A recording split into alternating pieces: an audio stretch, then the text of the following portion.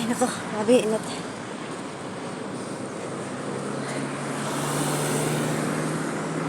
Buhay OFW.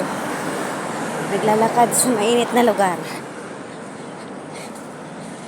Ay, hindi ko alam kung saan kami pupunta. Grabe oh, ang init. Let's go.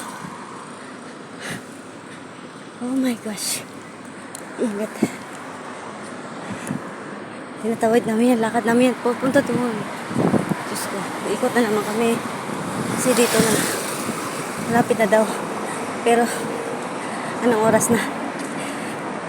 Magtatlong oras na kami naglalakad. Pagod na pagod ako. Let's go. Start kami ng alas 12. Anong oras na?